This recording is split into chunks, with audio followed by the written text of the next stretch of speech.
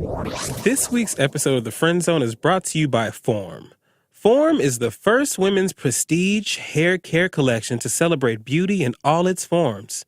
Designed for all hair textures, the Form collection minimizes guesswork and makes hair care simpler by offering personal regimens specifically designed for individual hair needs. Head to formbeauty.com/sign-up to take the Form consultation and receive a hair care regimen that is unique to your styling preferences and lifestyle. That's FORM beauty.com/sign-up. Welcome to the Friend Zone. Every time I'm in the zone. My name is Dustin. I'm Francesca, also known as HeyFranHey. My name is Assante. This is the Friend Zone. Let's start the show. I'm in the zone.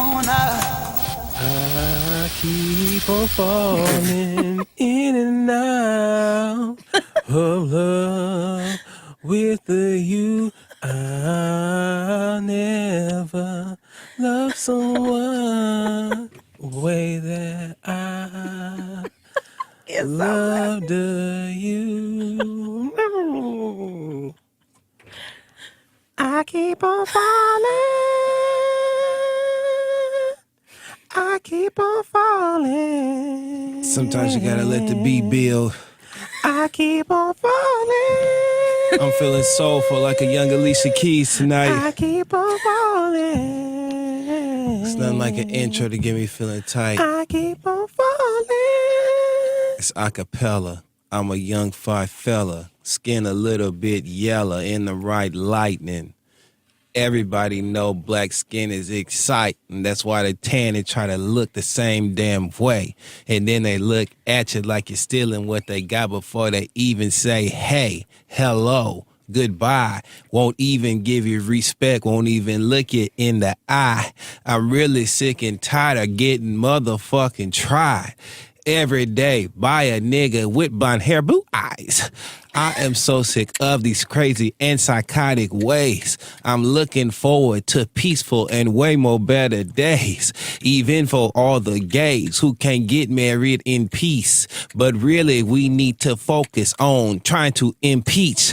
Like, listen to Miss Maxine Waters, cause see, she's smarter than most of you niggas and your sons, even your daughters. Cause somebody taught her, and see, the young lady, she listened. That's why the young lady is now old lady with all that wisdom.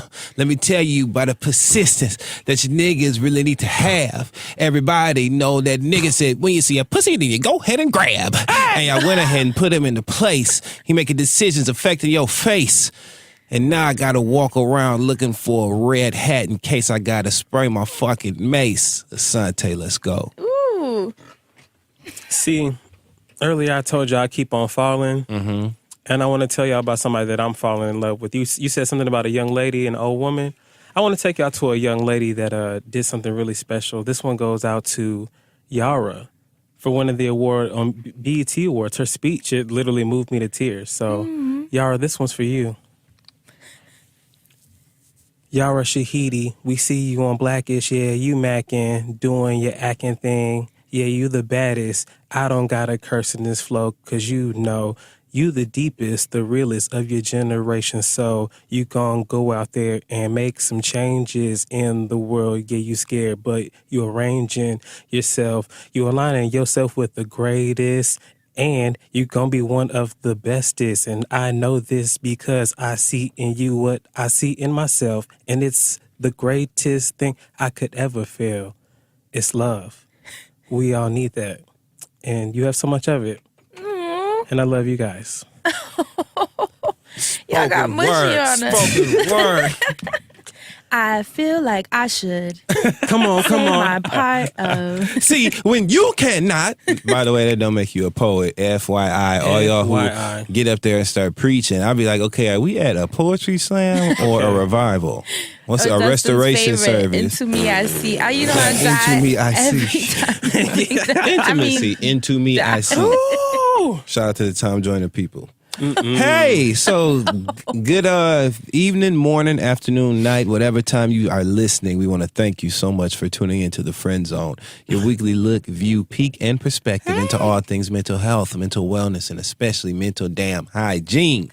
Because as we say tonight, and as we have always said every week after week after week after week after week, who in the hell wants a musty brain? Who in the hell wants a musty brain? Not me.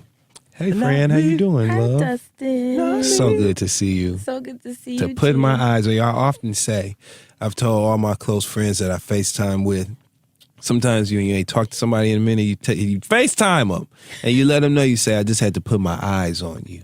I had to put my eyes on you, make sure you was okay. How are your weekends? Oh, my weekend was great. I had a very long and productive weekend. Yeah. I did some work in Philadelphia with Black Thought, a special I'm so project. excited you to announce that. Super cool. We'll talk about that later in the church announcement. And I also was fortunate enough to host, shout out to Blue Magazine and actually BMW. I was fortunate enough to be one of the hosts of their BMW Pride Brunch. What? It was at STK in Midtown. Oh my God, Dustin. Collab with Blue Magazine and BMW. Like I missed everything this weekend. Super dope brunch. Huge turnout. BMW actually made a huge donation to an organization here in New York that services the Black gay community. Really cool event. Lots of good energy in the room. Shout out to the lovely Bevy Smith, who I had a very special moment with at the brunch. Bevy is such a sweetheart and hilarious. But it was a fantastic brunch. And FYI, on a petty note. Oh gosh. Guess who was at the brunch? Who? Shout out to everybody who will catch the reference. It was the lady who, and I don't want to say her name, I'm just going to give you these clues. Oh no. It was the lady who Countess Vaughn was chasing in her video for Do You Love Him? Micah from she used to be on a Hills. reality show, and she was there at the brunch, and she looked great, but she was there at the brunch, and it was her She from the was video. on That's all I blood, want to sweat, and say. heels, brand blood, sweat, and heels. So shout out to BMW, shout out to Blue Magazine, shout out to everybody that came out to that brunch. Great event. Look forward to working with everybody again. What about you, Asante? Walk away from me.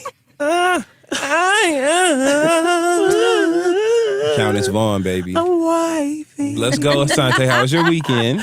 It was amazing. I don't remember much of it past Sunday after We was partying. going to talk about that. I know, later. but I really don't remember much of it. Pride Sunday was just a crazy weekend just to be out and see a bunch of people that I never see or I always see at the randomest moments. It's New York, so you just always see people out anyway. So Pride weekend is just the best time to see everybody that you've ever met in your entire life, like in the randomest spot. So Yes. it's just always a great time to be out for Pride. And speaking of seeing everybody that you have ever met in your life in the most random spots, we saw everybody in the most wonderful of spots. Shout out to Kid Fury, who had an amazing party this Sunday. 305 Live, sold out crowd, beautiful venue. Shout out to DJ Dimples, DJ and DJ Queen Dimples of killed Spades, it. always Queen of doing Spades. anything, spinning, So keeping good the party to see live. her. It was They're just an amazing. amazing party. Met so many beautiful people that listen to the Friend Zone and supporters of Kid Fury.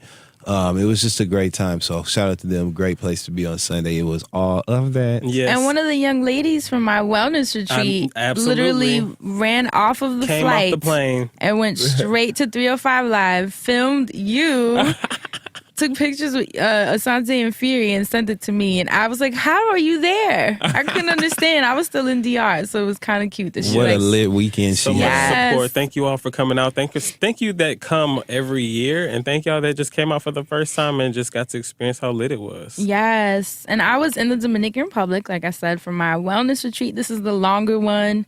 It was a full week. You out there changing lives. Oh my friend. God, it was incredible. Like, I could cry now even just thinking about it because the impact that those women had on me and the impact I had on them, just beautiful. Like, an incredible group of women, so many breakthroughs, so much healing, and they bonded. Like, I've never seen a collective of women just become friends so quickly. All I heard the whole day was just laughter coming from all the rooms.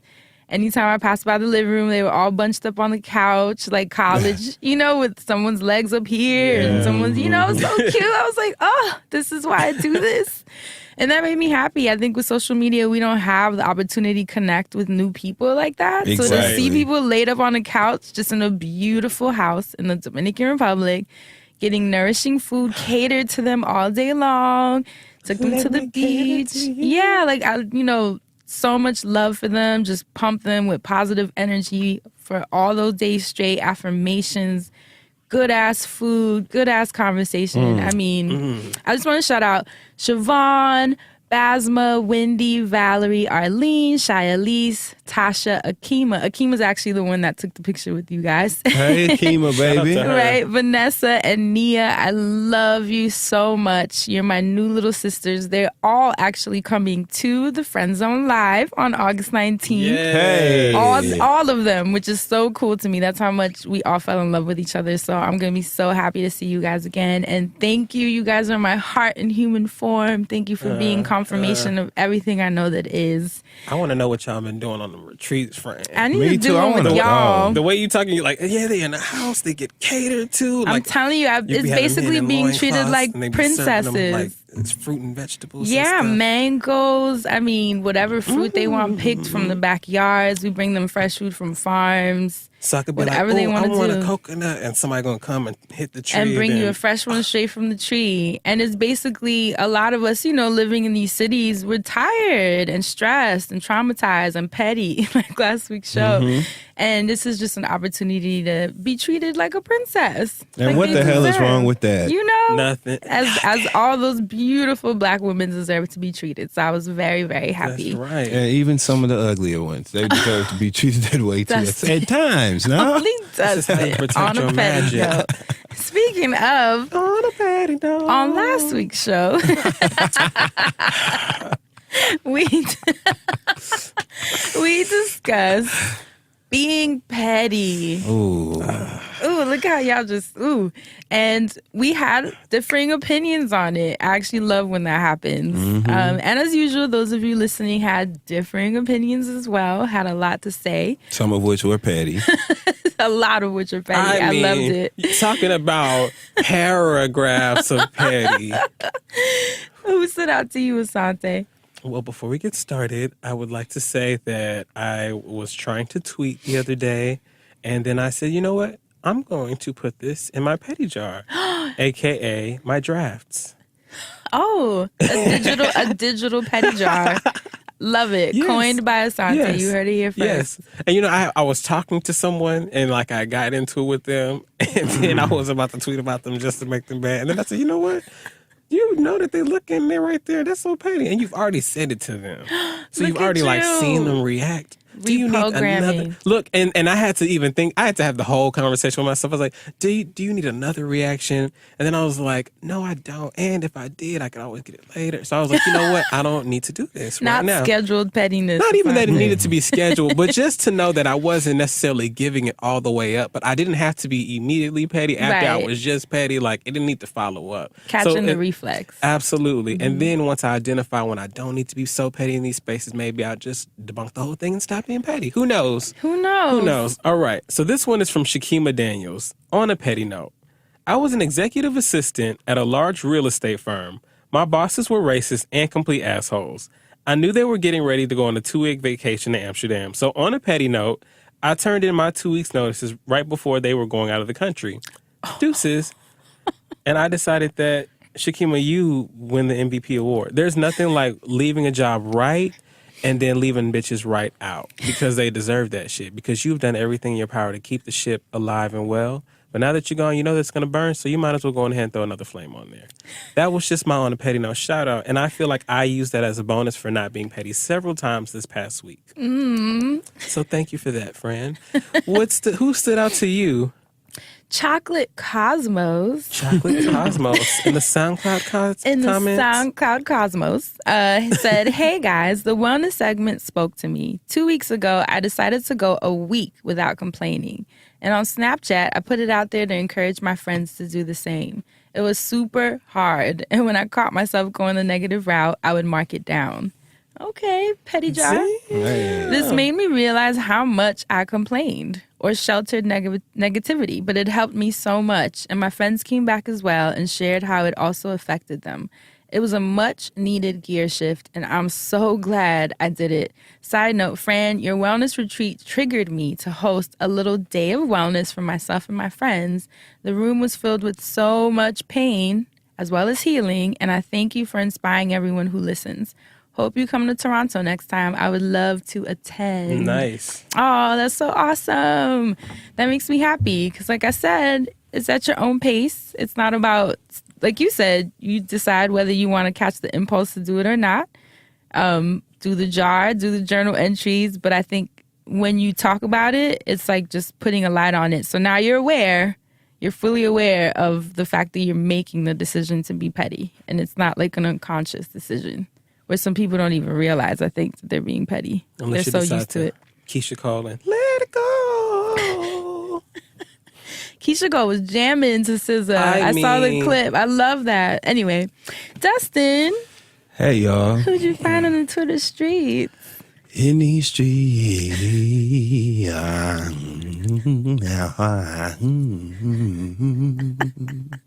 That was my soulful one. like Stax Records and T-Sop, Sound of Philadelphia, and them old ass record labels, old ass Atlantic Records, back when Aretha was on there and shit. Anyway, so oh my Lord. This week, in the spirit of last week's show and being petty, I am going to give the highlighted tweet of the week to my goddamn self. I hear that. Okay. Because I feel like this is a great discussion. It needs to reach a little bit further, you know. This tweet's arms was really too long to box with Twitter. So I decided to move it on over here to the show. Now, making my observances, you know, whatever. I just had a thought, and I feel like Mimi Faust, she was on my mind because she had tweeted a picture of herself. God. And it had really the most, you know, just completely like empty of captions I had ever seen in my life. And I'll get back to that in a minute. Is it on Instagram? Yeah, it was on Twitter. She tweeted. I don't even want to think about what could have possibly even been on Instagram, but I'll get to the caption in a second. It put her on my mind. And I think that Mimi Faust would be a great person to go on The Real Housewives of Atlanta. I think she would be a wonderful housewife of Atlanta. Wonderful, wonderful, wonderful on The Real Housewives of Atlanta. She's just edgy enough. She doesn't fight. She's got a messy ass background, but she's bougie enough to try to cover it up. She'll lie. She has people that want to bring her down.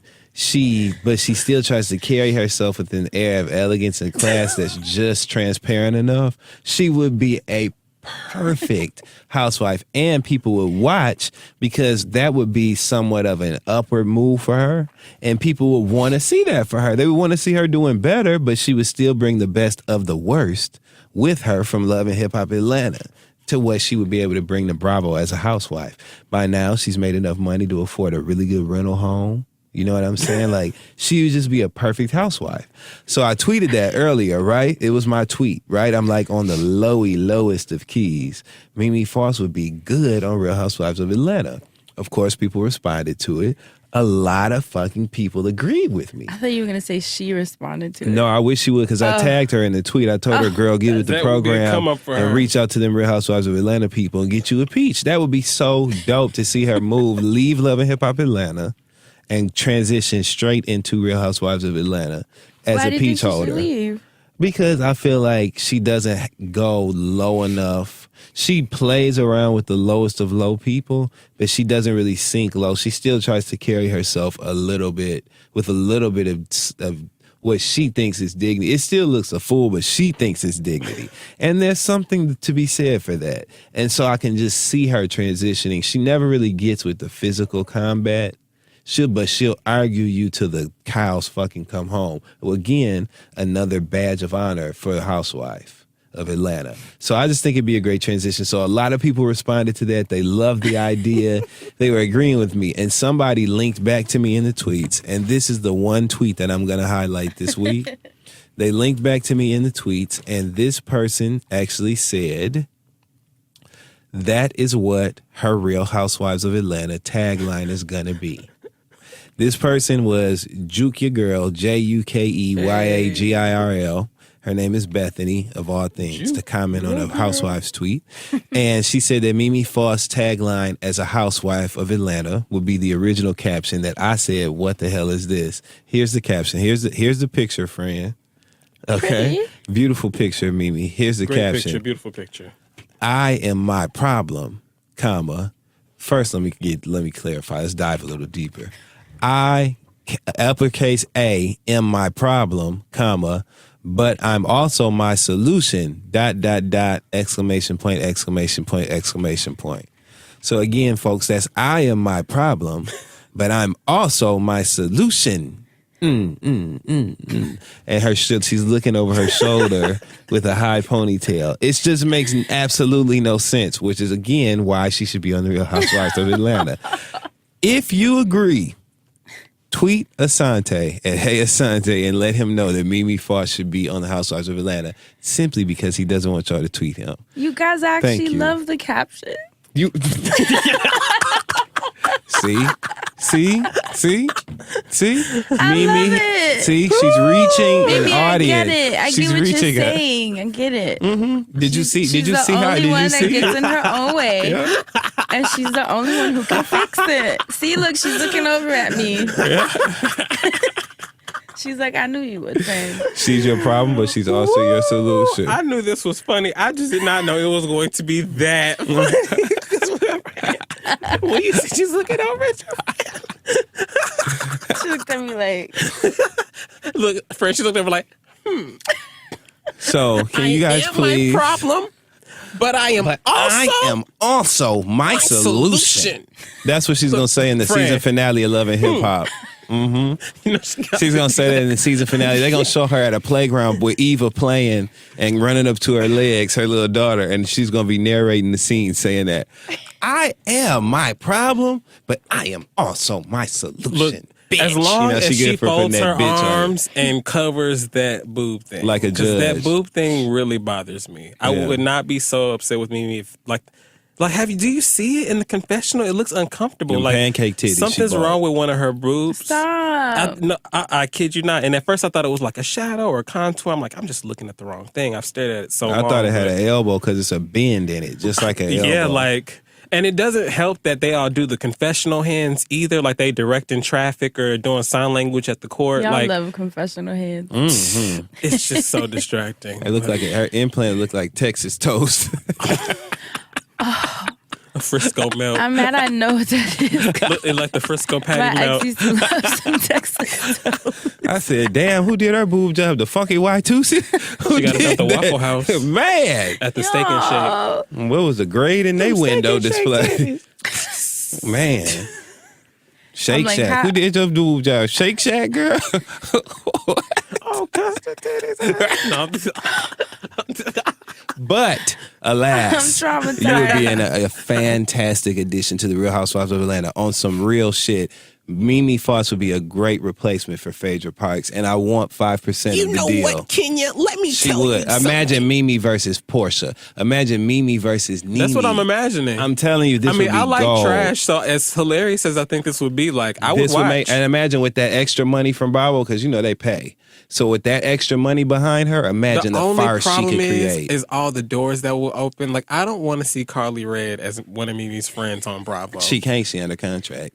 Can't film. Think about it. We just now seeing Candy on Love and Hip Hop Atlanta. I mean, also very true. Boom. Anyway, thank you. I just wanted to highlight that in these streets, and that is it. And I'm ready to talk about something new this week. Y'all ready to jump in? Mm-hmm. Yeah. So today, well, actually, by the time you guys are listening to this, it'll be the 28th. But as we're recording, it is PTSD Awareness No, we Day. on EST, honey. I don't even say honey. So for those who don't know what PTSD stands for, it's post-traumatic stress disorder.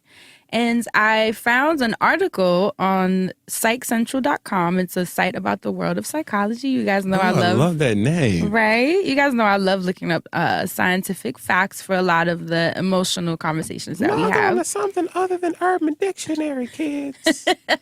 Even though Urban Dictionary has defined a couple of things for us these past couple episodes. I do think I'm getting old.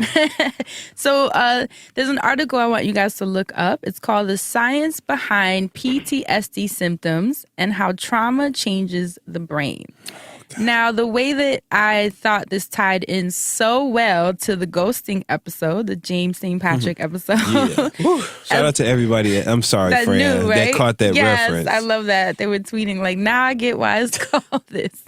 And then tying into last week's episode about pettiness, I actually feel, and I wonder what you guys think, through reading these articles on PTSD symptoms, I think pettiness is a PTSD symptom. I think the degree of your pettiness, because you know how we were saying last week, sometimes for some folks it's jokes. They can leave it alone, doesn't get deep.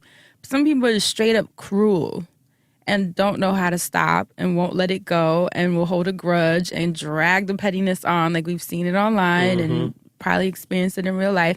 I think the degree to which your pettiness drags on, for lack of a better term, correlates with how much trauma you've endured that you haven't worked on, I should say, because obviously you can't compare people's traumas. People process differently. But I feel that it correlates with how much you haven't confronted. The fact that you would take the time out of your day to be cruel, in my mind, there's something, like me and Asante were talking about this earlier. Like, I think people always make fun of those folks from the hood that always have like a mean face, or the stank girl on the train, you know, but we don't know why she stank. I don't think a girl's stank on the train, or the people that are ready to fight you because you stepped on their sneaker just because they just felt like being like that. You know, I think it's a stress level that they've allowed their lives to get to, where they're always triggered. The fight or flight is always triggered, and they're always ready to fight. Like me. Dustin. And it's like everything, they're in defense mode. You know, we have friends like that, where there's everything you say, it's like they hear something completely different. They think everything is war, battle, you know, an attack. And you're just like, whoa, either I was just joking with you or I didn't mean it that way, you know? So I'm curious to think if you guys see a correlation with that as it being a PTSD syndrome. Yes, I think that it can be I should a say. symptom of PTSD. And I think that everybody has their own way of releasing things. Everybody has different ways of things becoming an outlet for them. Exactly. There are some people, I'm going to give you a prime example. On Growing Up Hip Hop Atlanta, Deb Antony has a godson who she adopted, and so he's her son. His name is Brandon Barnes. He's been arguing with Reginae, Toya Wright and Lil Wayne's daughter, for the past 2-3 weeks viciously. But the things that he's saying, his whole approach, his demeanor, every time somebody tries to bring it back together and bring peace to the situation, he is purposely defensive, purposely just a roadblock and on the journey to peace. Not allowing any type of harmony, any type of resolution, nothing, not willing to just contribute to things being better. He goes out of his way to be rude and nasty. And it's so bad that they actually showed him doing what he called artist development, and the way he was so cruel to these people who were performing for him. He's just a mean person in general. It has to be coming from somewhere. What is it coming from? It's something he didn't clear out. There are some people who that is their way. They become these nasty, mean, you know, just horrible people, and that's their way of like letting Wendy it out. Williams. Wendy Williams I really is a prime feel example. that all that trauma she brings up every once in a while, like the being made fun of, and even here and there I've heard stories like about her marriage or just her childhood and her body issues and all these things. So she's made a career of making people feel bad for those same things. She's always talking about someone's body, how someone looks, but you know what I mean? So I see the correlation. I think it's a PTSD symptom. But I wanted to read the first section of the article. So it says, after any type of trauma, from combat to car accidents, natural disasters, to domestic violence, sexual assault, child abuse, the brain and body change. every cell, this part was like, whoa, every cell records memories, and every embedded trauma-related neural pathway has the opportunity to repeatedly reactivate. Which means if you don't work on it and clear it and confront it, like you're mentioning with Brandon, he gets reactivated. If you trigger whatever it is that he's thinking about, the memory that like he's not letting go of. And obviously I shouldn't say because I don't even know him, but based on what I just said. Right, based on what you said, and even based on me, I can think of my own, when my pettiness kicks up, it's usually because someone says something that makes me think of something someone else has said, or maybe secretly something I believe about myself. Mm-hmm. You know what I mean? That I'm just like, don't say that out loud. How dare you, you know? Or low self-esteem issues that can be triggered as someone can say, and it's something you agree with secretly. And that's why it makes you angry. You know what I mean? And it says that sometimes the alterations that these imprints create are transitory. The small glitch of disruptive dreams and moods subside in a few weeks. That means that sometimes you can get over some of the traumas. But in other situations, the changes evolve into readily apparent symptoms that actually impair function and present in ways that interfere with jobs, friendships, and relationships. And I feel like that ties into even the ghosting episode. We were like, to me, that's an impairment. Very true. It's not just, I ghost because blah, blah. It's like the young man that I read his SoundCloud comment where he was able to kind of self-reflect based on our conversation, where he was like, I ghost because of my secret like homophobic issues that I haven't confronted. And he was kind of able to see that through listening to the show and kind of like deconstructing where those emotions of him needing to ghost and run even come from and what's kicking them up.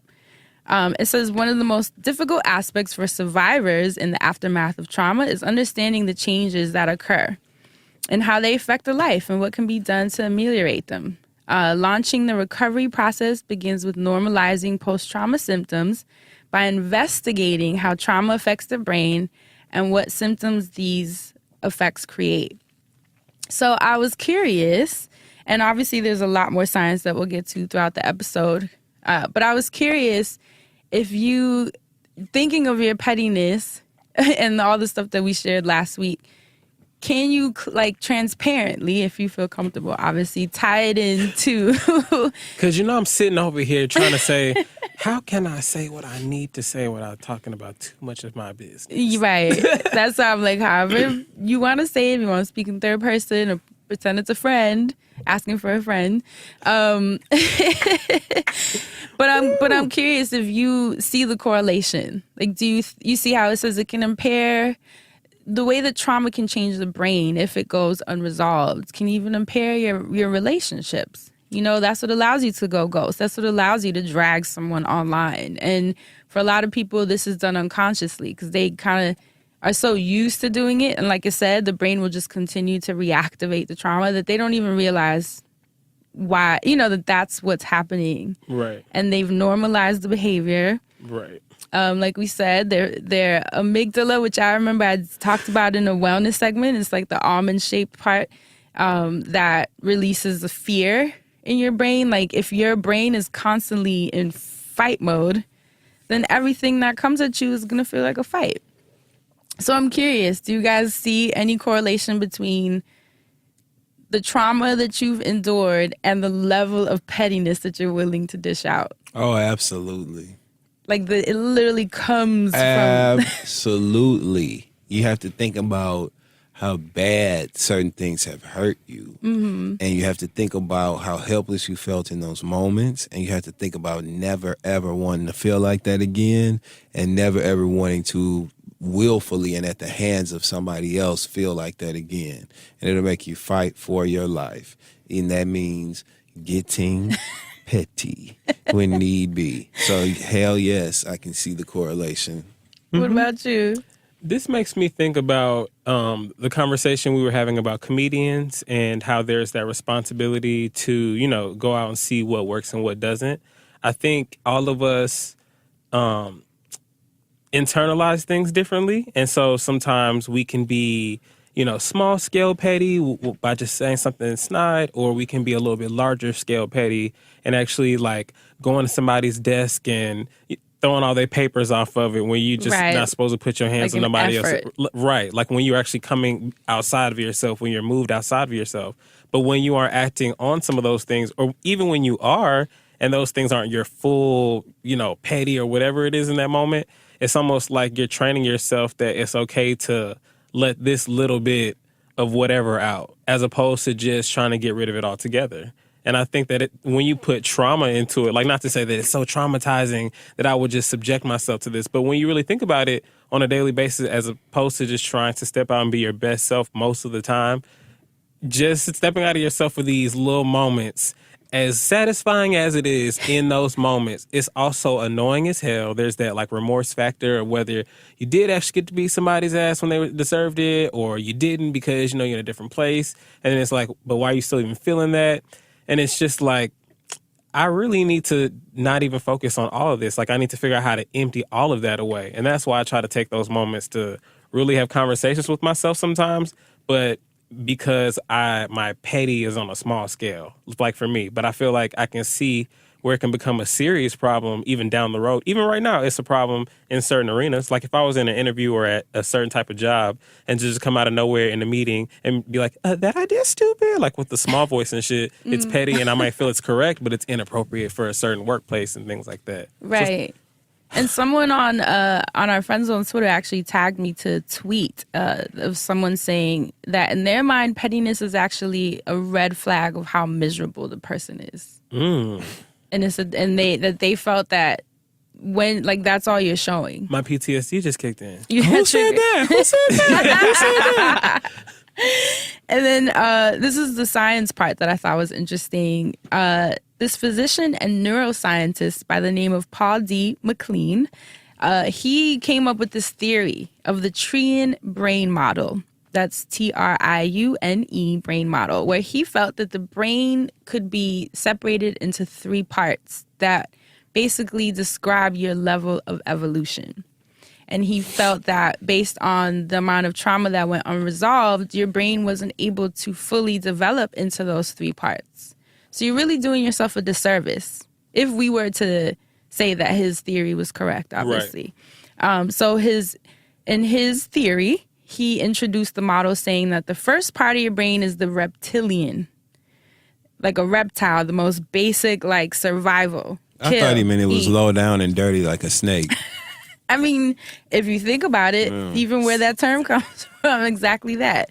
Where the innermost part of the brain is responsible for survival instincts and autonomic body processes. That means it's unconscious. You just attack, kill, eat, boom, boom. You're not even thinking. Then he felt, though, at some point, your brain does develop into the limbic mammalian, where now it's like mammals, where you're still unconscious, but now you are developing like moral value judgments and systems that aren't just based on kill, kill, kill, but should I kill? You know what I mean? And reasoning beyond instinct. Right. So this is the mid-level of the brain. This part processes emotions and conveys sensory relays. So basically, now you're aware of what you're feeling and acting upon it, but it's still unconscious. And then the third part is neomalian, which is Cortex Forebrain, and this is the most highly evolved part of the brain. This area controls cognitive processing, decision-making, learning, memory, and inhibitory functions. So this is when you become a conscious being, where, like you were saying, Assante, now with your pettiness, you were able to kind of catch it. You realize what's being triggered, one, where it's coming from, and you realize that it's a decision. At this point, you're not just acting on it because it's like, boom, it got hit, you got to say something. It's not like an unconscious reflex. Right. You're like, I know why this is kicking up. I don't think I want to go there. You know what I mean? And you made the conscious decision to not do it. So maturity. Okay, so at what point, because see, I went from just saying what I was thinking to just thinking it to myself and laughing. So at what point will I just think it to myself and just stop thinking it? Like, I'll be like, oh, Like I won't even give it a thought. Well, see, that's the part that I wonder. Because, I mean, how can someone really do a study on that? I don't know. That'd be so interesting. Because I'm even, like I said on last week's episode, pettiness kicks up. It's just something. No matter how many books I've read, how much I meditate, how much Palo Santo I burn, how many crystals are laid up across my windowsill, pettiness still kicks up. Just the other day, I wrote some tweet about something spiritual that like kind of came to me. And this white dude that I wasn't even following me. I hate when that happens. It's like, where you come from? He retweets me and basically said something along the lines of like, that wasn't new. You know, like you didn't come up with that genius type thing. Something that I literally said in the tweet, like I'm learning this about myself. And it was something along the lines of like, that's not new info, genius. So when I go to his page, I noticed he has pictures that he had just gotten punched in the jaw recently, and his whole jaw was rocked. Yes. And I really wanted to to say something about it, but I was like, you know what? For what? People would laugh and be like, "Oh my God, friend, that was so petty. I can't believe you said that." It'd be funny.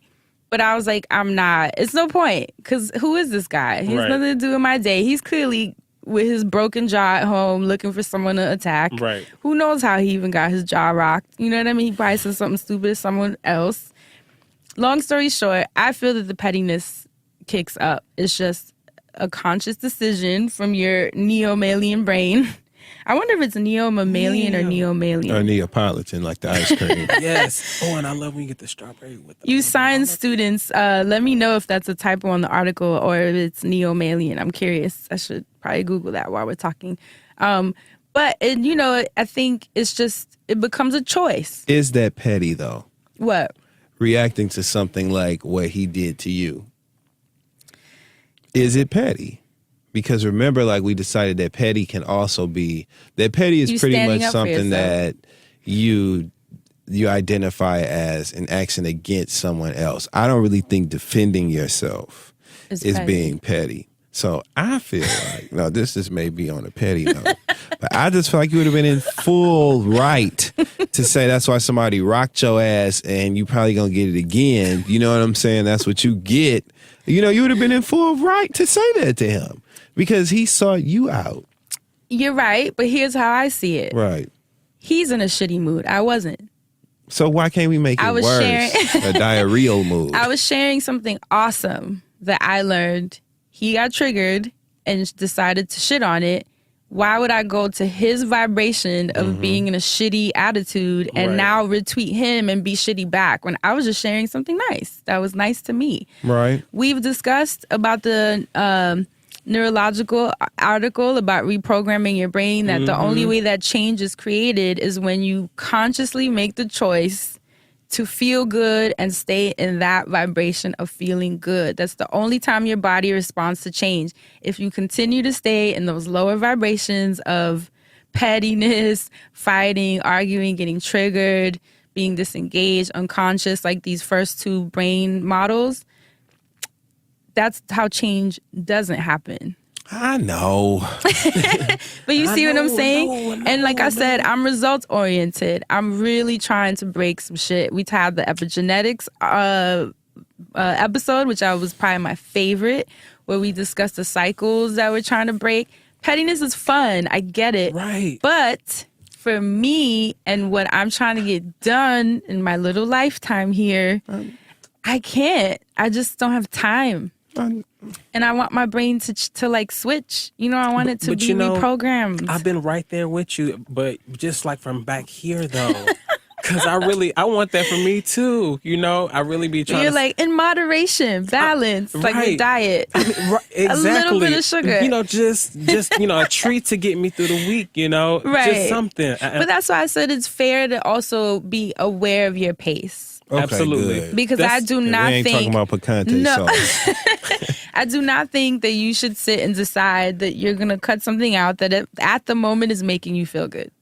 If it's making you feel good right now, then that just means that it's what your mind wants to do. And I think you should go with it. But how really can you feel be that way. okay with it after knowing better and listening to what we just said? But that's exactly my point. It's your choice. Right. It's your choice, knowing better. You literally just answered it. You know what this means to whether your life is going to change. About pace. Because I can't believe you just snuck in it, man. I'm sorry. You know what I mean? Like, Yeah. you literally are saying, like, I know that this isn't good for my brain and my life changing, Right. but it's fun. Okay, see, and that's why I don't know if you remember a long time ago I told you I go into the whole room in my head, like when I'm about to be petty, like I love that. I sit I down love with, that you even I view sit it down that with way. myself is holding a glass or something and it's like, we gonna say this shit or what? And I'm like, but why do we have to say this? Like, why can't we just ignore this and act like it don't exist? Like, and then it's like, well, they, came into your vibration, so now you just gotta fuck they shit up and then move forward like with it. And it's like, why can't I just move forward without doing all that? See, but I love that. I actually think that is a proof of your evolution. I think you're being hard on yourself. I think if you were on the reptilian and mammalian part of the brains, you wouldn't even have this room. It would just be trigger, trigger, trigger, shoot, shoot, shoot. The fact that you're having these conversations, like, okay, so we're going to say something or not, that means that the neo-mammalian or mammalian part of your brain has now kicked in. There's a maturity there where you're like, yo, I don't know. Like, this is kind of stupid, but should we do it because it's fun? I don't know. But that's why I think pace matters. Because I think pace is up to you. It's up to how much of your life are you trying to change. That's all it comes down to. I agree. I have I really wish there was a camera here. I too have a room, and it ain't Marvin's. No, but I do have a room, and I really love that visual. I think that's actually helpful for people. I feel so much better about myself after you told Asante that was a good thing because, but my room, we not sitting down having a highball together. We not sitting down having a cocktail. The room changes. My room, It always changes. my room is always wherever I'm at, except I'm not sitting on the other couch with a drink. I'm literally standing next to me, leaned in my ear over my shoulder. Like, so you gonna get that bitch? You right? What you gonna? So you finna get him or what? Like that's that's what my Yes. room looks like. See, It's a little bit, But I'm dead at Asante saying in his room he's holding a glass, Glass or or something. something. That's straight because love it and depends hip-hop. on what it is. Sometimes it might be a little red wine because it's like, just let's have the talk. Sometimes it might be a cocktail because we're gonna get ratchet on them. Who knows? And then it's saying that now that we know these three parts of the brain, right? The post-trauma brain, this is now after you've gone through all that you've gone through, there are actually 4 categories of PTSD symptoms. And I wonder if you guys can relate to any of these. There's the intrusive thoughts, which is just straight up unwanted memories that just keep coming back. Mood alterations that come from shame of something, blame of something, persistent negativity that just does not seem to, that little ego voice that is just always trying to rain on our parade no matter what we do. Then there's hypervigilance, which is exaggerated responses, pettiness. And then lastly, avoidance, which is of all sensory and emotional trauma-related material. That's when you just like disassociate completely. And I actually can relate to that.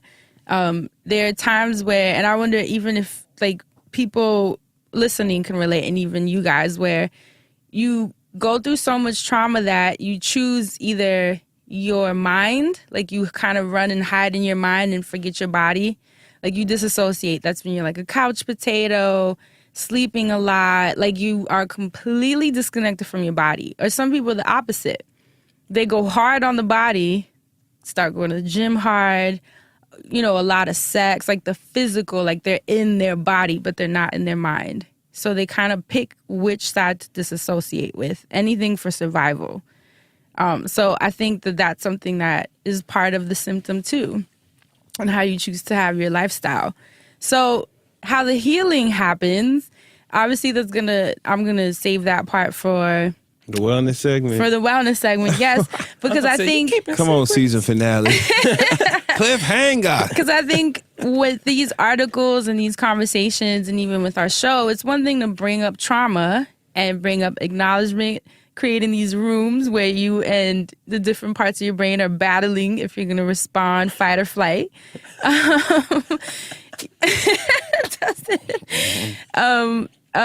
But how do you heal it? You know what I mean? It's one thing to know it's there, but then what? Okay, so I see that I'm petty. How do I fix it? It's not just stopping being petty, but there are actual processes on how to do that. And actually, for the next couple of weeks, in honor of PTSD awareness, my wellness segments will be based on ways to reprogram your brain. Look at that. Look at it. That are based on my science research, not just articles, but things that I've tried and true, that have worked for me. Because people always ask me, you know, how are you so calm and this, that. Yes, it's my nature. I'm just a generally calm person. But a lot of the calmness that I've developed has been through different processes that I've created. So when the pettiness kicks up, I'm like, let me put this little helmet on, like with Homeboy.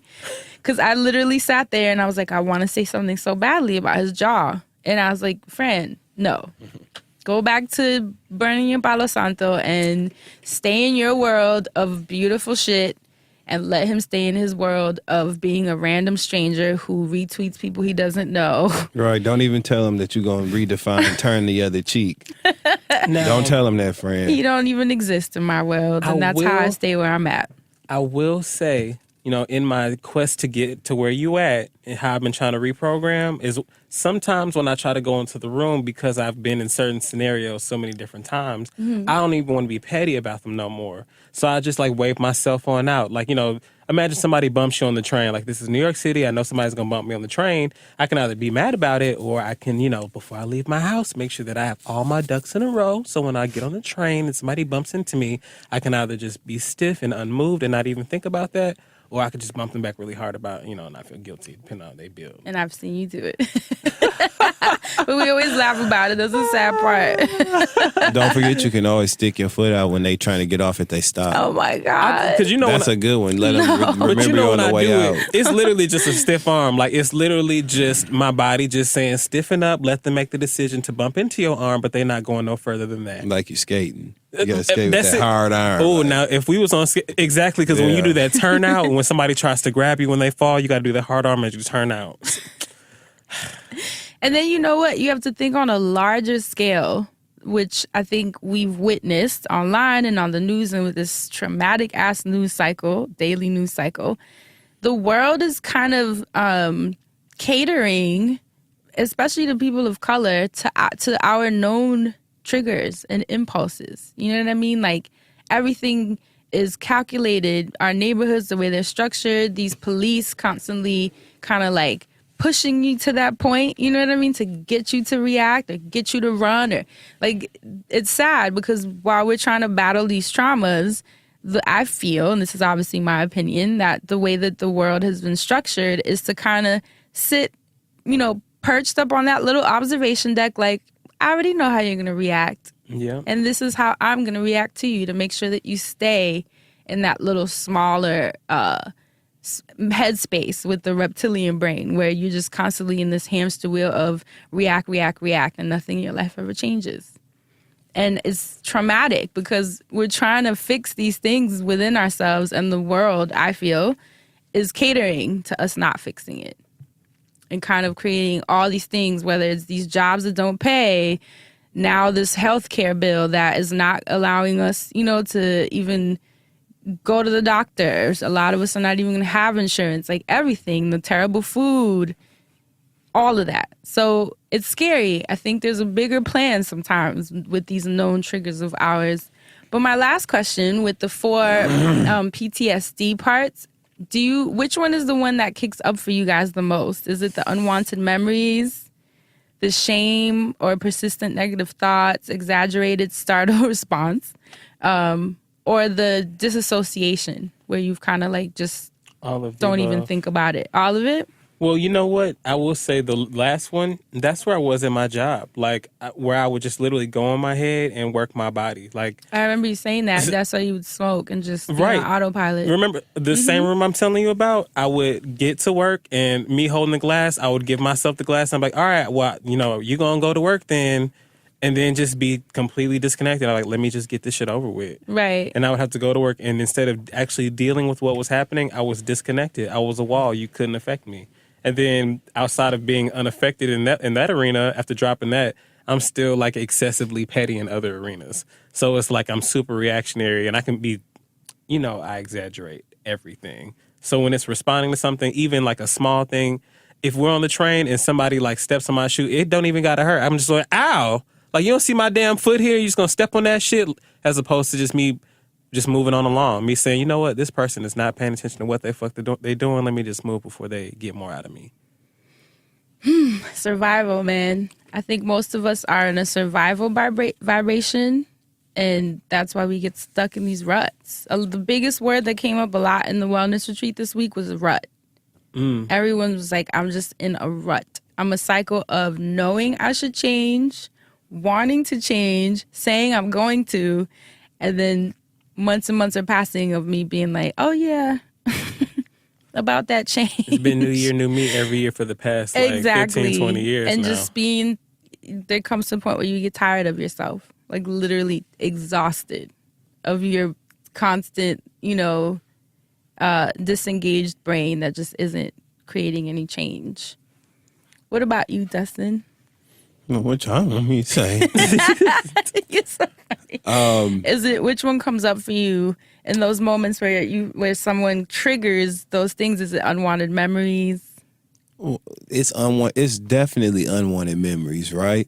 Let me tell you something. I'm trying to have the most peaceful days I can possibly have in my life, You right? deserve. Every day I just want shit to go right. I don't want to argue. I don't want to be petty. I don't want to do the work that it takes to think and be savvy and strategic enough to pull off something petty, because what I'm not going to do is be petty and be lazy about it. It's going to be, that's why when I do it, it's so good, because it's prepared. It's, there's an art there. Right. But I don't feel like tapping into my creative genius all the time. Like sometimes I just want to go out, have a normal day, perform all the functions, fulfill all my responsibilities, do my part, and come on home. That's all I want to do.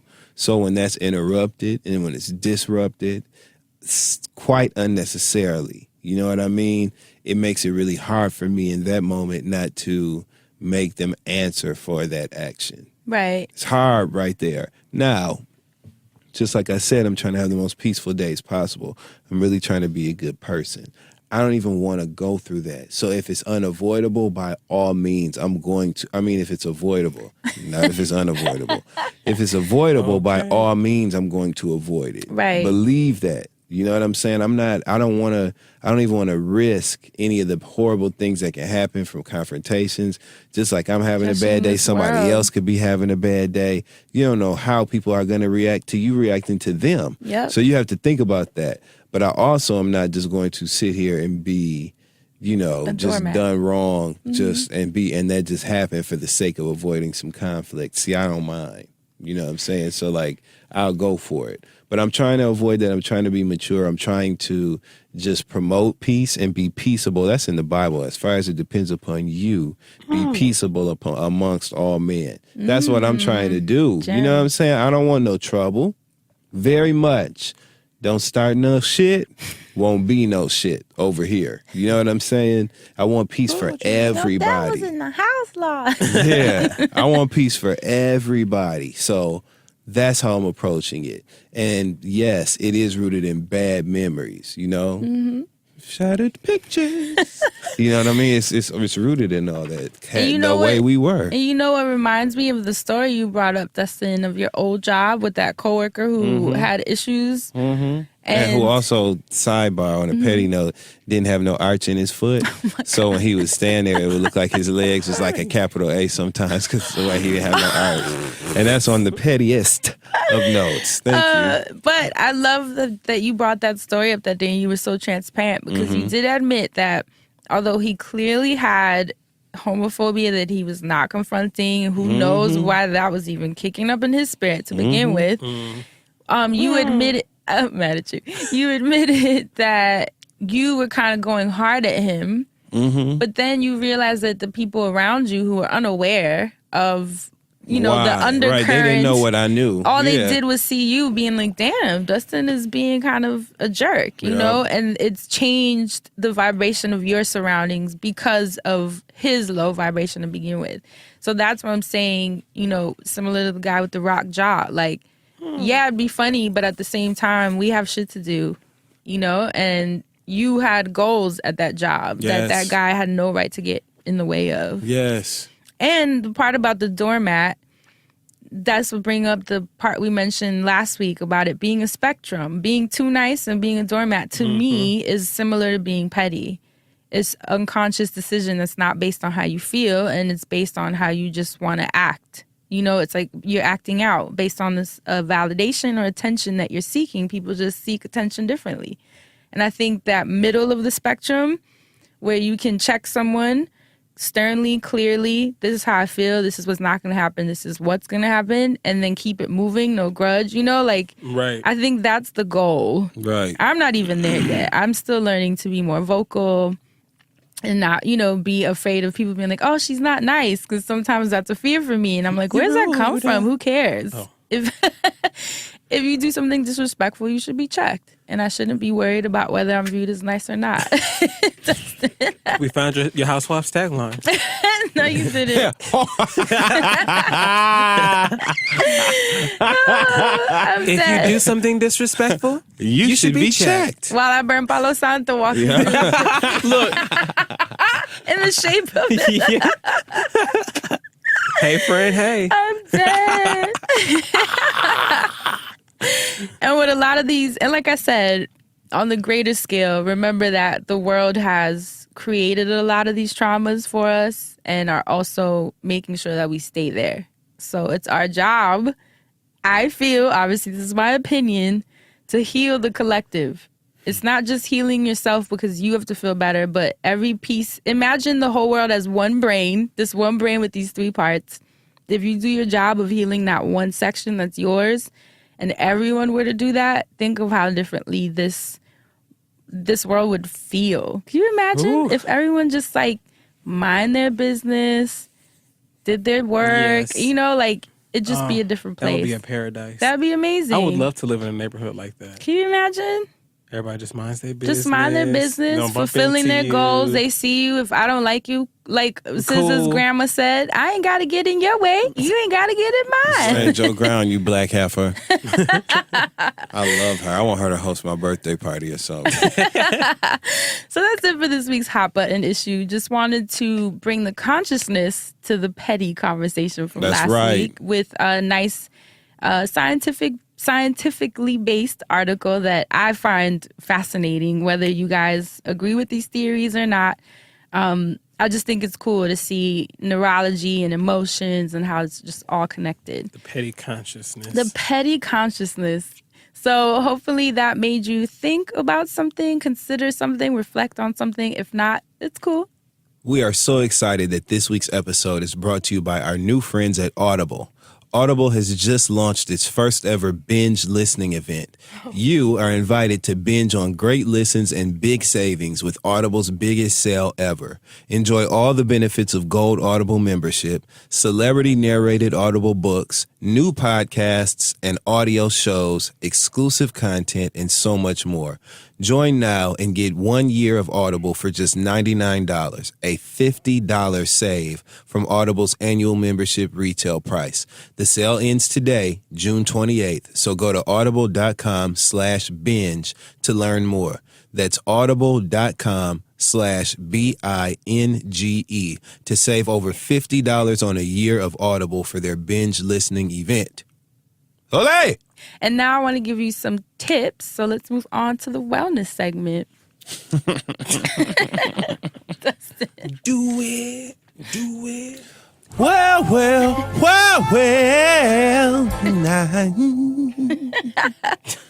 So I was really excited that Audible is our sponsor this week. The timing is kind of magical because the two books that I want to suggest are on Audible. And the reason that I prefer listening to them on Audible than just buying the book, obviously it's up to you. Some people rather read it. is because the narrators, the authors, are narrating the book, and they have the most soothing voices. These two authors that I'm going to bring up, and I think that matters. Sometimes the authors, I can't really connect to their voice. Even me, I imagine if I was narrating my book, I would probably sound like Dora the Explorer. It would probably be so dope though, because I feel like you would go off book and then you would just start talking about, oh, remember? Like maybe tangents. Exclusive. But I wanted to talk about, the first book is called Letting Go, The Pathway of Surrender by David Hawkins. He is an incredible author who he's similar to how I view emotions in the brain, where he bases his studies on his own reaction to them. Who's your source, friend? Me. Thank you. And he goes by the same moral approach, which I love. And the book Letting Go describes a simple and effective means by which to let go of the obstacles to enlightenment and become free of negativity during the many decades of the author's clinical psychiatric practice. So that's what I love. He is based in science and theory and application, but he also puts in a lot of anecdotal and data based on just things that he went through and figured out on his own. And I think it's a really good combination. And like I said, his voice, his narration is really calming, and he gives incredible tips that I connected to. Thank you to Haas for putting this book in my life. He is actually also the author of Power versus Force, which is an incredible book that I've talked about before on this show. Just being mindful of how you are achieving your goals. Are you being forceful, or are you just vibrating on a higher level that is bringing these things to you? So it's power versus force. And he's just an incredible. I love the way he thinks about life. I totally align with his thoughts. And if you feel like you're in a rut, he even says it. If you think you're someone who knows all the answers, if you think you're a guru, if you think you're, have it all figured out, or you're super righteous, this book is not for you. He's like, I want to speak to those who are confused, who are in a rut, who have tried everything, and for whatever reason, nothing works. And that's who he's speaking to. And I think it's really impactful. A book you should definitely consider putting into your life if you feel like you're in a rut. So that's Letting Go, The Pathway of Surrender. And then the second book is by Marianne Williamson, who I love. She has a book called A Return to Love.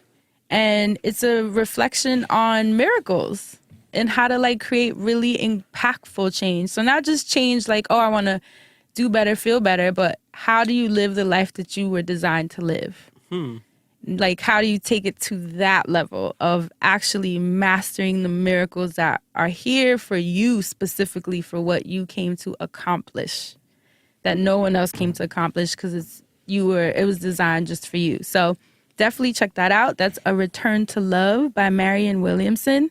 And those are my two book suggestions that I think you guys are going to absolutely love. If you've read them already, I'd love to hear your feedback. And if you haven't, you're about to be in for an incredible, life-altering treat. And that's it for this week's wellness segment. Hope you found that helpful.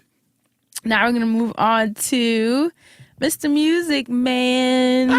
It's the Music Man, do what it can, and I'm back and I got some more again. Hey. I'm actually so excited because I know what you're going to talk about. Right before we do that, Marianne Williamson, and give me the first author again. David Hawkins.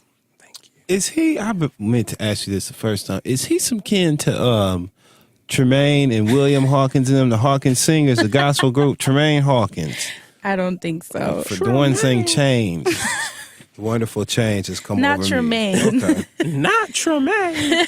I'm sorry. Speaking of not Tremaine, I want to talk about the BET Awards 2017. I missed them, BET so I'm Awards. so excited for this recap that y'all are about to go into. So for the Music Man segment, I kind of just wanted to go do an overview of the awards because there were so many performers, and it was actually a good show this year.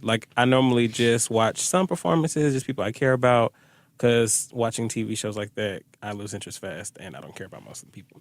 But this one was great. I mean, Deborah Lee, she really put out all the stops this year. Even Beyonce sent some representatives. When everybody know when Beyonce don't show up, she just don't show up. But this year she won an award, and Chloe and Halle went up and accepted it on her behalf, and they read a little speech, and they of course look beautiful. So oh my God, now you say that, it makes me think of that I Think Mark tweet where he said, let's get suits and walk through Central Park and be Chloe and Halle.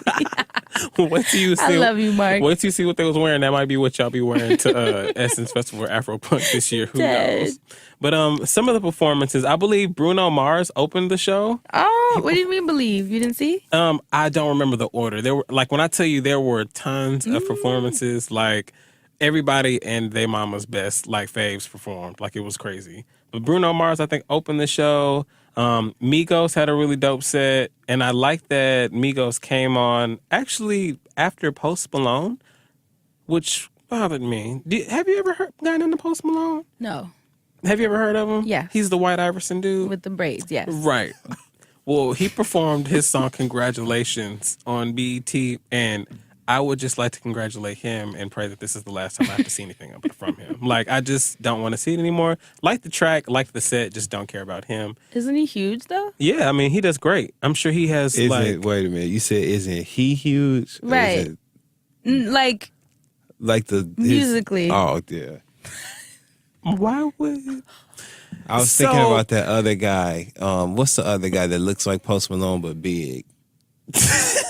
You know who I'm talking about? No. He looks just like that. He's a rapper, too. I can't think of his name. It's on the tip of my tongue. Looks just like that. It's on the tip of my tongue. We'll come it's to it. It's not Action Bronson. It's fucking... No, but it's... Damn. It's like... Anyway, I know what you're talking about, and I'm mad that you said that shit. Outside of that, I want to shout out the people that I have kind of shouted out on the show before. Jesse Reyes performed, and your fave, Khalid, performed. Like, he did location. They had like the show was sponsored by Toyota and Nissan, so they had like a Nissan stage, and Jesse Reyes performed on it, and then Khalid performed on it later. And then at the very end of the show, I think Khalid had everybody and their mama come on the stage. DJ Khaled? Mm-hmm. Oh, and he brought a side on the damn stage with some the headphones, so you couldn't hear nothing. But he's obviously, I mean, it would blow him out. Yeah, it's too loud. Just the most adorable thing ever. So and cute. He always has to bring him out. But the performances that I want to highlight specifically, for good and bad reasons. First of all, Escape, I would like to highlight. I would also like to highlight Big Sean. I would like to highlight Mary J. Blige. I would like to highlight Tamar Braxton. And I would like to highlight New Edition. All these people performed. Oh, yes. And I would also like to highlight SZA. So all of these people performed. And that's not even everybody. Future performed, brought out Kendrick. Maxwell performed. Gucci Mane came out for Chris Brown's performance. It was a bunch of people. Oh, French Montana and Sway Lee performed.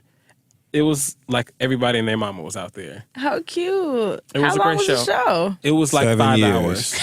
525,600 minutes. Like, I couldn't believe I was watching BET for that long, but it was worth it. Leslie Jones hosted, and I have to say, it was a little spotty, but she did a great job for what was going on. I feel like there was a lot of stuff happening, but she was doing what she could do, and I really appreciate her for that. I enjoyed Leslie Jones, and she had some really good jokes for the night, and she did a great job. What made it spotty?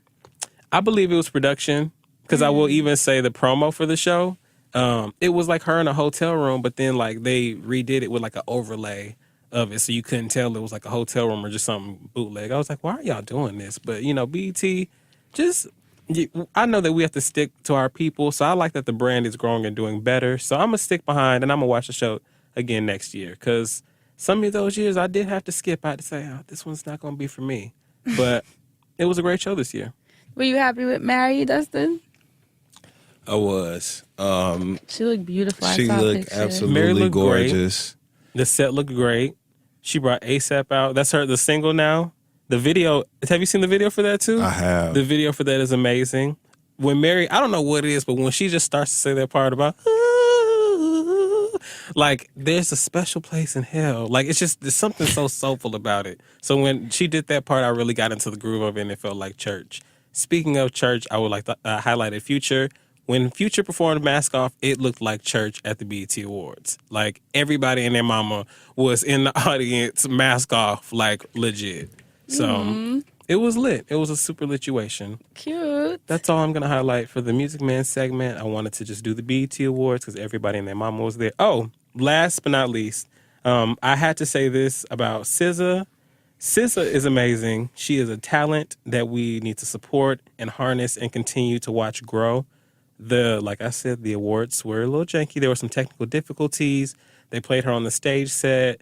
Wow. Like you could see when the stage set didn't go down, and then you watched it come up a little bit, and then it reset and went down and came back up. Oh, wow. Like, yeah. Okay. And even when New Edition was supposed to perform, now I think, they was having some wardrobe, like taking a little bit longer to change. But when New Edition was supposed to perform, they were taking too long to come out. And Issa Rae came out at the wrong time, and she was trying to save it, I think. And then Leslie Jones came out and was like, "I got it, Issa." And it was real ghetto. I was like, what? Because they were like coming to the stage, and then Issa Rae came out, and it wasn't them. And then MC Lyte, right when Issa started to talk, she was like, "Issa Rae." And then Issa was like, "Yeah, uh-huh." But of course that had to happen to Issa Rae. But like, that's why we love her, because shit like that happens to her, and she's already amazing. So it's not like we would be like, damn, it takes her down. Like, it's like, of course, and we love you, girl. And she's funny, so I feel like she is the one that would be able to play off a malfunction. And she looked amazing, I have to say. Issa Rae, Black Girl Magic on Quadrillion, and I'm loving every moment of it. Cute. So that is it for the Music Man segment. Once again, if you have any listens lately, you're more than welcome to shout them out. Listens lately? No. No? Nothing new, I should say. Nothing new? Yeah, no, it's been the same. Still listening. Yeah, What no. about from you? Anything? Nothing. All right. Well, all that I've been listening to is the old SZA. I hate to say the old SZA, but I feel like people are going to be like, "You still listening to that?" It's like, yes, I am. I will listen to it every week for the next, X amount of weeks. But I also did listen to the new Drake. He's got a couple tracks out. There's Signs, which is like the one he premiered at one of the fashion shows this past weekend. And, the new Designer track I've been listening to, which just came out.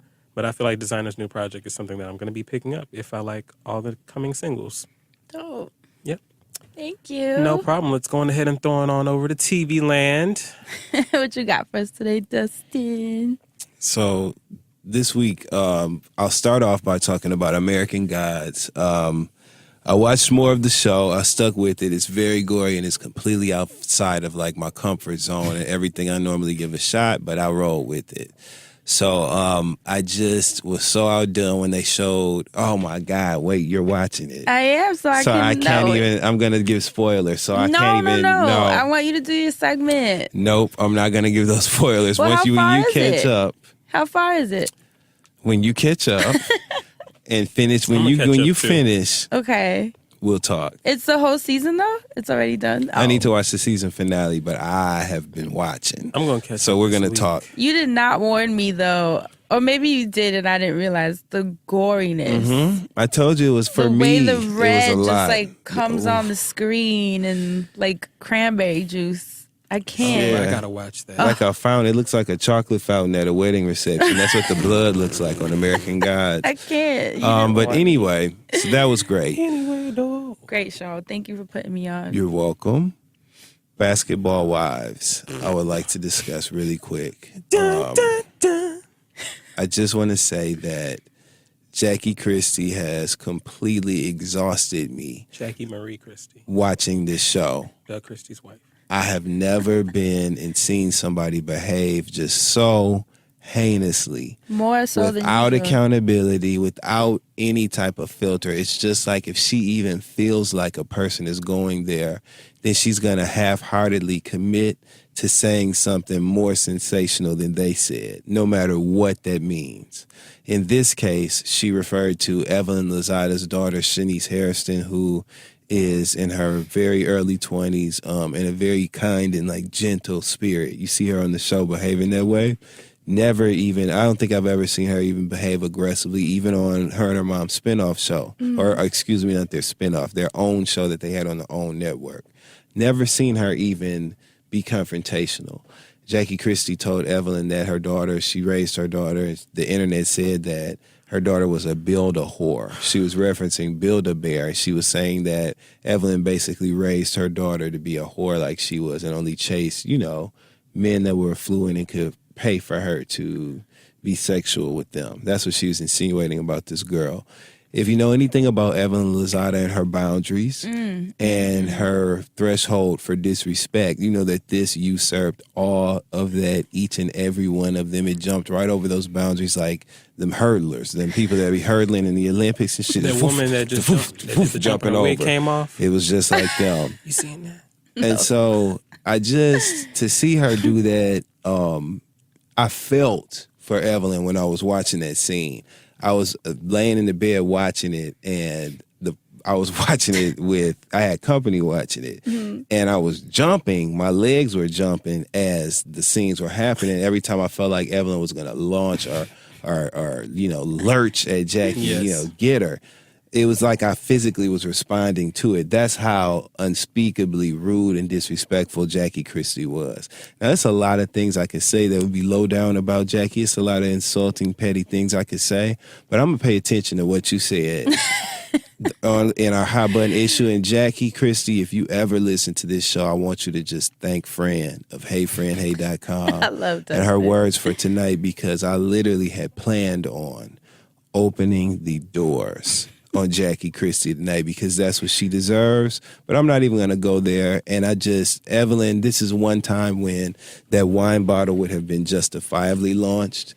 That leap across the table would have been justified. Everything, anything you can think of. She should have taken Jackie Christie's face and literally swept the street with it. That's what she should have done. The way that brush on the street sweeper spins around on the curb, that's what she should have been doing with Jackie Christie's face. I would have tried to, if that was a guy and him and I were getting into it like that, I literally would have tried my best to rearrange the bones in his face. Hey, he said something like that about my kid. And I know that went beyond the show, beyond the fourth wall, beyond, your etiquette on it was just, I can't believe I watched that. Sania, whatever her name, Sania is her name. How did she make it to New York? She egged on Jackie's rage and her fury. And she was responsible for a lot of the things that happened that day.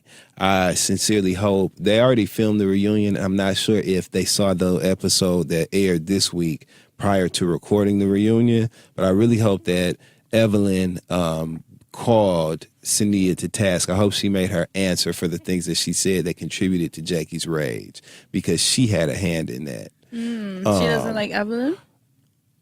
She's supposed to be Evelyn's friend. They're clearly not friends because low-key Evelyn set her up to do this makeover, and the producers told her to come be rude to the girl. But we were under the impression that they were friendly with each other. And she totally betrayed all of that when she talked to Jackie. It was just bad. So although I could talk about Jackie and how tired she always looks and how she always looks like she just got through moving. Every time you see her on the show, she looks like it's moving day, and she just got through, carrying some boxes onto a U-Haul truck, or she's coming back in to tell you what to bring out next. You know what I'm saying? She always looks like that with a shirt tied around her waist, and a loose bra. You know what I'm saying? And all those things, hanging on by a thread. She's just always hanging on by a thread. And I'm not even going to say that. A cliffhanger? Nope. But there's more coming next week. Okay. Mm-hmm. There's another confrontation coming next week, and may she rot. It may she rot. She's just a trashy. I'm trying, so I'm not going to do that. Friend, have you ever seen anything about Evelyn's daughter, Shanice, just in general? Yeah, because I watched her show on OWN. I didn't see the whole thing, but I could definitely call it when she was having the fertility issues. Mm-hmm. Doesn't even just from that, Shanice just seems like a cool, level-headed young lady. Yeah, like one of those really soft-spoken, gentle people. Yeah, raising the best daughter ever, and then knowing how hood you were coming from that, and you've made this life, and then for someone to go out of their way, not only to call you a B word in front of your child, but then to later call your daughter a build-a-whore in front of you. That's wild. Jackie Were they Marie fighting? Christie. It was like a war, or? Evelyn had called Jackie out about something she lied about, and she called Jackie out about the way that she responded to her being called out about the lie. And Jackie, like I said, just completely, her disposition was so, she was very laid back, but the things that she was saying, she just decided that since Evelyn said what she said, she was going to hit as far below the belt as she possibly could. Some people say Evelyn, went there first when she told Jackie to take care of her grandkids, but she didn't. Jackie needed to take care of her grandkids. And that's what that really was all about. The fight that we saw and Jackie being so nasty was all rooted in her originally being mad that Evelyn gave her daughter. Jackie has a very volatile relationship with her oldest daughter. Her daughter has gone on record saying that Jackie treated her differently because she was darker than her younger siblings who have a different father. Jackie called her ugly, all kinds of stuff. There was even some audio released a couple weeks ago of Jackie going off about her daughter. But the daughter's baby son, who was, I believe, 2 or 3 years old or something like that, he got burnt really, really bad at a daycare. And the daughter went and posted a GoFundMe pledge request for people to give her, I think it was $3,500, so that she could pay for this treatment that he needed. That's so sad. Evelyn Lozada saw it and paid the money and told the girl, I felt so bad for you as a mom. No one should have to go through this. And she even paid more than what the girl was requesting. Jackie took that as Evelyn, like, being passively aggressively shady towards her, but she truly was not. She gave the girl the money because it was a damn shame. And I'm quite sure when she gave it to her, whoever was sitting next to her, Evelyn, said, now, this is a goddamn shame. Jackie's daughter is out here having to beg for this money. Why isn't Jackie helping her do this? But she never referenced Jackie in anything she posted related to it or anything like that. She totally just gave the girl the money and helped. And I believe that Jackie responding this way, I think she's been waiting for, it's one of them things that was just going to come to a head. Even though it was supposed to be squashed and over, Jackie is such a prideful, she's just such a prideful person who cares so much about her appearance that she cannot handle the fact that it was hanging over her head that Evelyn may have given that money to her daughter. And just the mere fact that Evelyn did, it was eating Jackie alive. And so now we're getting to see her dig as deep as she can and really try to get at Evelyn. It's really disgusting to watch. So moving on from that, Love and Hip Hop Atlanta was hilarious this week. And I just really quickly want to talk about one scene. I could talk about a lot of stuff on the show, but I'm not gonna. I just want to talk about one scene where Jessica Dime and Tommy got into a physical altercation, or almost got into a physical altercation. And they exchanged verbal pleasantries, we'll call them. I just want to give props to Jessica Dime because, number one, this season she's done, as I said before, such a vast turnaround. She's really just reintroduced herself as a person who is level-headed, who is trying, who is attempting to be less confrontational, less sensational, less over the top, and just really be a good person. I like the way she's approaching these friendships, mending fences with these girls. And I told you she kicked that girl's ass that deserved it last week. So I just was over the moon with her. So this week she attempted to mend fences with Tommy. Now, this is where things got real. This got a little bit realer than the Love and Hip Hop cameras could handle. And I loved it because I completely understood it. Now, they go into a conference room. Rashida brings Jessica Dime, and Tammy Rivera brought Tommy Lee. They sit down at the conference table. The ladies start talking about resolution. It's a very easygoing conversation. Everything's fine. But remember who we're dealing with. Tommy and Jessica Dime. Tommy, who is a person who really doesn't care about anything that's going on, and if she's just a straight shooter. So her and Jessica Dime are approaching this conversation amicably, but Jessica Dime is also being very direct and clear about where things took a turn for the worse for her. And although she is definitely open to resolution, she's identifying the things that she didn't like. Not in an aggressive way, just in a, this is why I reacted that way. These are the things I want to clear up. I just also want to make note that this did happen and this is why that happened. Wow. That's how she was. Tommy, you got to remember we're dealing with two people from the streets. So Jessica's doing that, but she's identifying where Tommy fucked up. To approach resolution like that, you have to have a mind that's open to that. Tommy was not open to that. if Jessica Dime would have showed up and basically been like, I'm ignoring everything Tommy says, I'm just going to kiss her ass, Tommy could have been receptive to that. But any type of pushback from Jessica, Tommy was going to buck up. But this is where the hood element comes in, because the way that she was passively aggressively throwing these jabs, she wasn't talking to Jessica Dime, but she was speaking about a person in general that she would have confrontation with. And she was saying what she would do to that person. But we're sitting in this space because you actually do have confrontation with Jessica Dime. We're here for resolution. So she was saying things like this, and I feel you because, I'm the type of person who, when I'm into it, somebody, anybody can get that work. Whoever it is, they can get it, That's how I approach stuff. So whatever. Which didn't make sense. So Jessica Dime immediately, because she knew what Tommy was doing. You're talking to me and letting me know that I'm going to get cool with you, but don't get it twisted. I'll fuck you up if I really want to. That's not going to fly with somebody who recognizes that. So what did Jessica Dime do? Exactly what I knew.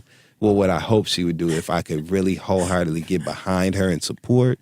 I'm like, if she clocks that, then I really am like. Friend, she said, well, I can't get that work. I can't get any of it. Because Tommy was talking about, she's like, I've been trying to work on myself, so I got all this work. So, you cross me, you could get that work, you get all this work. And Jessica was like, I can't get any of it. Like, I can't have any of that work. And she stood up and she had to let her know that she could not get any of that work and what work she could get. It was good. I liked it. Jessica Dime is looking better and she's acting better and she's not wrong. So I don't hate her as much.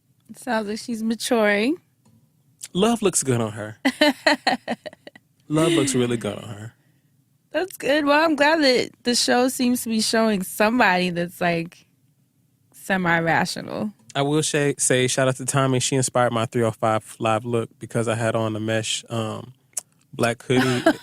And that gif, I kept seeing that gif of her sitting when she had to sit down with Jocelyn. And I said, this is my outfit. This is the look. Cute. Do you have anything else in TV land? That's it. Well, thank you for that. Can I just say one last musical thing in parlay with your TV land? So because you were talking about love and hip hop, I wanted to give a shout out to JoJo because I said that she was like, she makes VH1 music, but she just dropped a new song on her SoundCloud called Wonder Woman, and it's the fucking shit. So go to JoJo's SoundCloud. Listen, JoJo, she always has those moments that we just really love. Yeah. So Wonder Woman is sounding like something that I want to fuck with. So hopefully we I'll get more definitely of look that. it up. Check it out. Thank you, Dustin. You're welcome. Thank you for TV land. Thanks again to Form for supporting this week's episode of The Friend Zone. Form was developed to address the hair issues women have been facing for decades. It's the first women's prestige hair care collection to celebrate beauty in all its forms.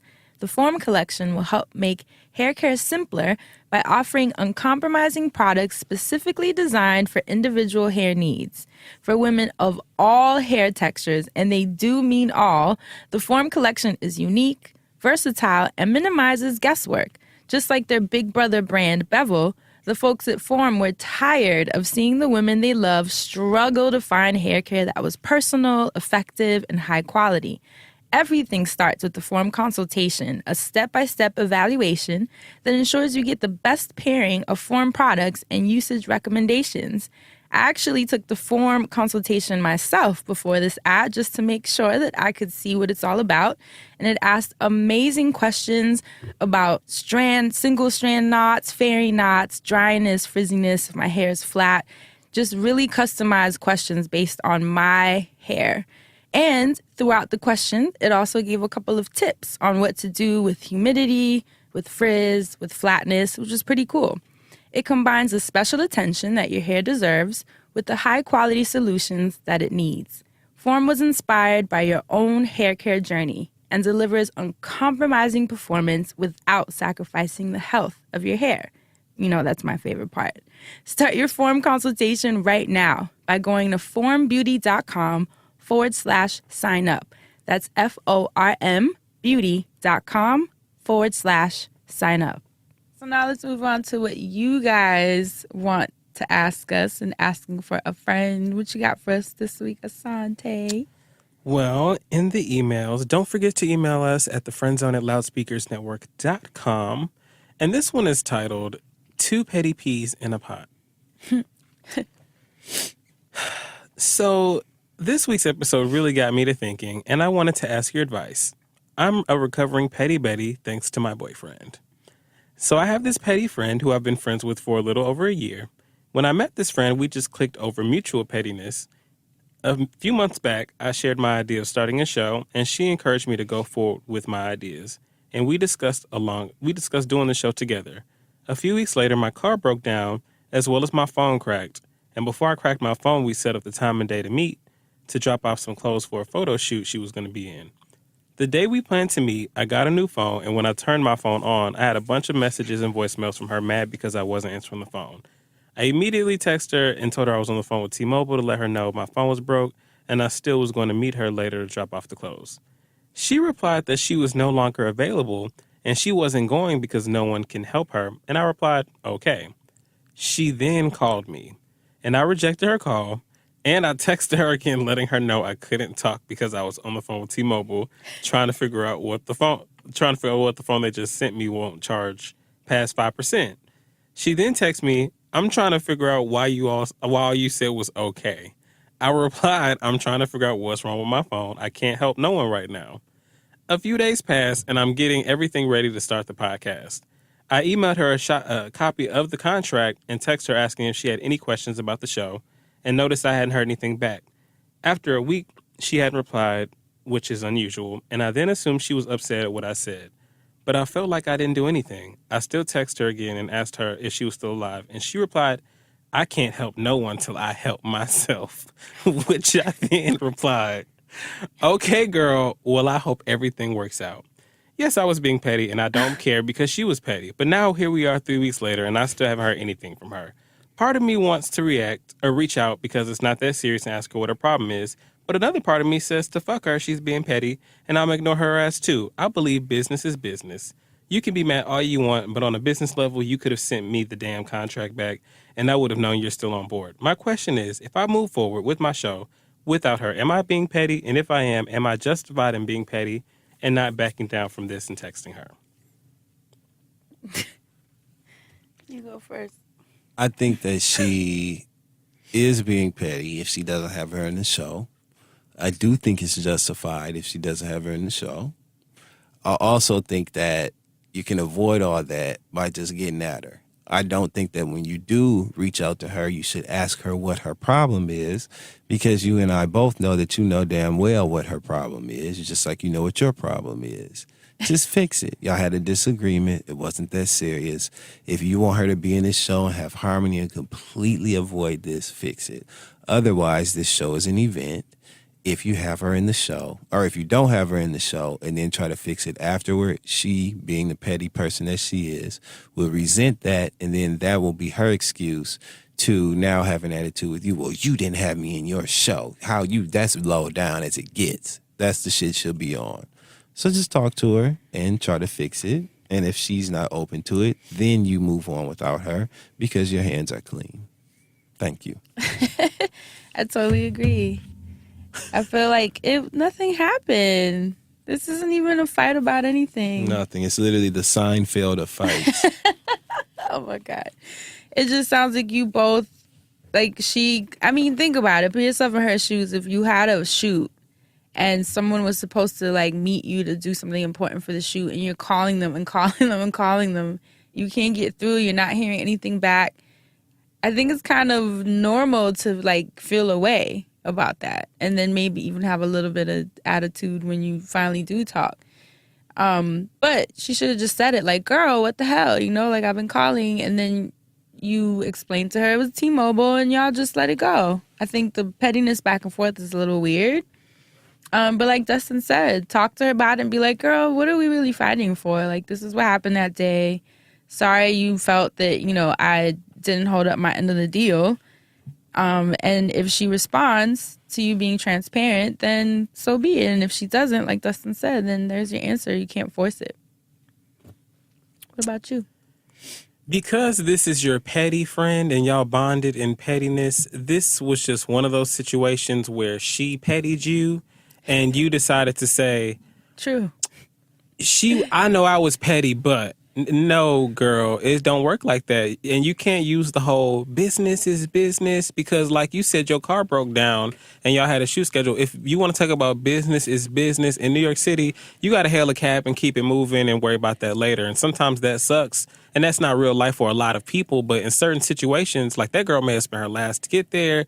You don't know what she had to do to get out the house or do any of this. She made sacrifices herself to take this seriously. And yeah, you had your car broke down and your phone broke down. So for you to say, I can't help nobody till I help myself, you going to tell your friend that? You going to say that to your friend? Like, yes, they know that. But girl, you signed up for something and business is business, as you said. So yes, you know it's going to be petty to do the show without her. So you could either in a way be like, girl, we took that too far and I'm sorry. Like there is just nothing wrong with that. And if she still wants to be petty, you've done your part, you've cleaned your slate. It's then up to her to say, you know what, we were both being petty and I'm over it or whatever, however it works out. But you need to go on ahead and take the step. Two wrongs don't make a right. And just because you feel like she wouldn't step out to save your friendship, then you need to examine if this is even worth saving. And then go from there as well. Because at the same time, don't salvage nothing that's just going to like keep you in a bad place. If you feel like saving this is going to bruise your ego even more to do this show, or if it's a saving grace for the show and it's worth it, do it. That's all I got. And I'm coming from a place of love. Yeah, we all are. Yeah, I feel like that was pretty reasonable advice from all of us this time. This time, Effie White's gonna win. Hopefully that helped you. Hopefully. We're gonna get to the Black Bennett of the Week. Yeah, so actually, thank you to Ryan Graham, who tweeted us at the FriendZone Twitter, which is at FriendZonePod. And he said, this site is everything for Black and brown content creators. It's called brownstockimaging.com, but it's spelled BRWN stockimaging.com, which is really dope because that's one of the issues that a lot of bloggers face, and just writers in general. When you are looking for, you know, a happy Black woman or a Black woman doing yoga, sometimes it's hard to find those images in Google because it's very whitewashed. And stock imaging obviously is going to cater to white people. And sometimes, one day I remember I put natural hair and all white women with like these drop curls popped up. And I was like, wow, this is wild. Like, yeah, you know. So it's interesting how that works. So this is a great concept, brown stock imaging, because now you have an archive of Black and brown people to sift through. Yes. Yeah. I'm on their website right now. Yeah, where you don't have to just look for the scraps that are on Google, but now you have a plethora to choose from on this beautiful site. So thank you so much, Ryan Graham, for putting that on our radar. Let me read the About section. Yeah, go ahead. Just because it's so dope. Like if you're anybody that's in marketing and you need some images and stuff like that, this is a great resource as opposed to going to the big brands that's okay, all the white people. Right. You can just go to Brown Stock Imaging. And Brown Stock Imaging is a stock website with a specific focus on providing images featuring people of color. Our website was born out of the underrepresentation of Black and brown people on other popular stock websites. We felt it was necessary to provide images for content creators that captures the vibrant beauty of our people. We hope our website helps in changing the focus through our lens by also providing quality images for people like us. And there's also a link if you want to become a contributor. So if you're a photographer, they have all of the stuff on here, perfect for member involvement. They have subjects from fashion, food, flat lays, lifestyle, documentary, the whole nine. So if you're into the arts and you're looking for something bomb, go to brownstockimaging.com. Love it. BRWN. Perfect Black business of the week. And that's it. That closes out our show for this week. Do you guys have any church announcements before we get up out of here? Yep. First of all, everybody go to TheFriendZoneLive.com to get tickets to our 2-year anniversary live show, August 19th. Yay! Yes, it's going to be here in New York City at the Tishman Auditorium. Please go so you can come see us. That would be fantastic for you and for me. Also, shout out to Black Thought from The Roots. I worked on a very special project with him in Philadelphia this weekend. It was really, really great. So be on the lookout for that. Something else really special I'm going to announce at another time. Oh my God. But that's Very coming soon, actually. too. And also we will be in Essence Festival mode this weekend. We will all be in the city of New Orleans, which is one of my personal favorite cities. We'll be there. Treat us like VIPs. I'm talking free drinks of weed. Yes. And we will be there. Shoot So my come shot. see us at Essence. Yay!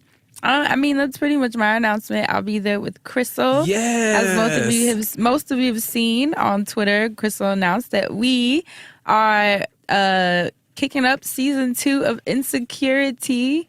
We will be at Essence Fest actually to host the premiere of Insecure. And we will also be recording the first episode. So that's pretty exciting. I'm going to be so ghetto. I kid you not. If there is a couch up there for y'all to do interviews or something, I'm sitting on the couch with y'all. Right. And I'm excited to be with you guys at Essence Fest with Dustin and Asante and Crystal. And guess what? Shameless Maya will be there as well.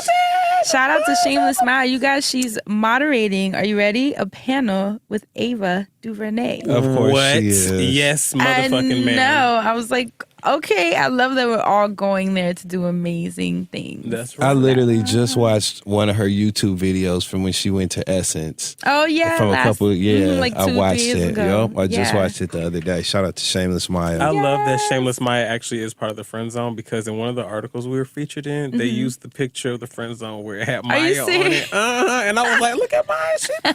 I gotta tell So her if that. she ever like make it, over us or something, we can be like, she about the Friend Zone, I know Maya. And show them the picture. See, got evidence. I love it. Love you, Maya. See you in a couple days. And everyone else in New Orleans, see you soon. What you got, Asante? What are your That's announcements? it for me. I'm turned down for a little bit. You can catch me at the Pompet Wine Shop. I'm around. Check in with me, and you'll see a little bit more from me soon. Yay. Planning some things. Lots and lots of announcements to come up in the next couple of weeks. So that's it for us. Thank you so much for tuning in. As usual, we love you. Yes! And we'll see you guys next week. Stay black and protect your magic. Bye.